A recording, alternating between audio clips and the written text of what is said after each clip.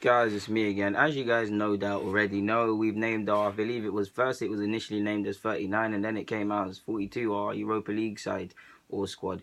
Like you expect, there was going to be a lot of youngsters, so we might as well just talk about it. I mean, it's not the most head-catching and eye-catching thing to talk about. Well, we might as well because it did throw up some surprises. Santi's not there, he wasn't named in the league, so some of you that were thinking that were asking me on Twitter, does that mean he might be named in the Europa League? No. He's very.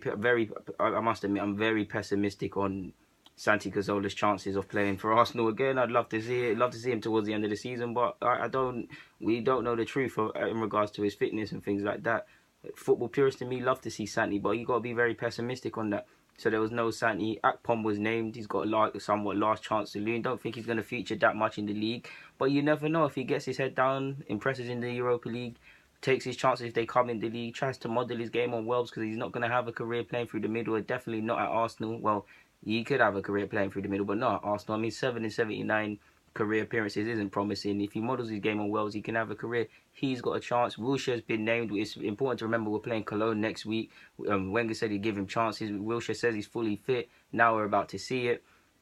The highly rated, well, I don't want to say highly rated, but he is within the club, but it doesn't seem they like to talk about him. Josh De Silva, we know he can play. He's been playing at wing back. He can play obviously through in the centre midfield. He can play up front. He's got a lot of technical skills. He's very rated by the England youth setup. He's with them at currently. He's strong. He's got technical quality. He can take set pieces. He's a good player, and I'm interested to see where he ends up.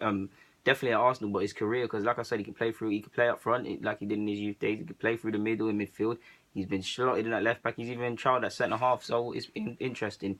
And Nketiah been scoring goals for fun since he's been here, deservedly. Hope he gets a chance to make a debut this season for the first team. Deserves it. McGain, former Marcus Tabby, Tabby used to be his last name, someone I rate highly. Another one allegedly is highly rated throughout the academy. A lot of midfielders and foreign prospects have left the club. It seems to be that there's an emphasis this year at least on homegrown. So this gives chances to these lot. Ben Chief can play at right back, can play in the midfield, in the middle, can play at centre half. Very intelligent footballer, very good passer, got an eye for goal, very much a cultured footballer.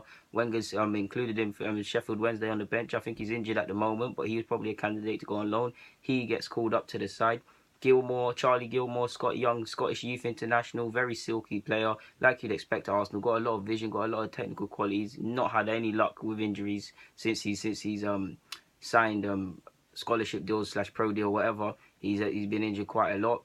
So yeah, there are a couple players. Nelson's obviously there. Maitland-Niles, of course, is going to be named. Who else is there? Bielik's there. He's currently injured at the moment as well with a shoulder problem. He had surgery, so he won't be there. I didn't see any Dragomir. I'm very annoyed. I rate Dragomir highly, and if you're Arsenal, you have to be pessimistic on any player making it, and he doesn't seem to be rated right now. He's 18. I mean, yeah, man, he should have been there. Bielik's out until forever and whenever, to be honest, with his shoulder problem, so you won't probably see him. There was no Zalalem, which is pretty telling. Apparently, he's ahead of schedule with his ankle problem or his ligament issue, whatever it was at the time. Of course, it's going to take time, but he could have been named. Debussy's been named. He's someone got no future here.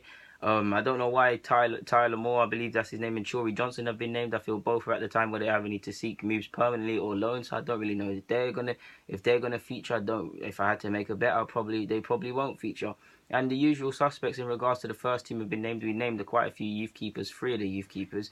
So yeah, I don't personally care about Europa League, so I'd love to see all these young players play and get some experience, especially when they play at grounds like in Serbia against Red Star, I believe. You can't buy experience like that because they're going to see the partisan atmosphere, they're going to see the fireworks and the rest of it, and that will stay with them for life, and it will help to make them more resolute. It's very telling how a player plays, young or old, away from home. It's nerve-wracking enough playing at home, but the fans can get with you and allow you into the game away from home. Anyone that's played matches, I went to a school in Enfield. We played against a couple schools that were intimidating going away, especially as a fullback. When you take throw-ins and things, any of you that knows, people are directly behind you. I mean, I'm never scared of things like that. But you get where I'm going. You can't buy experience like that, and it always stays with you. But guys, the Leader, I'm signing out. There's not much more to say on that front. Get in the comments, subscribe. Yeah.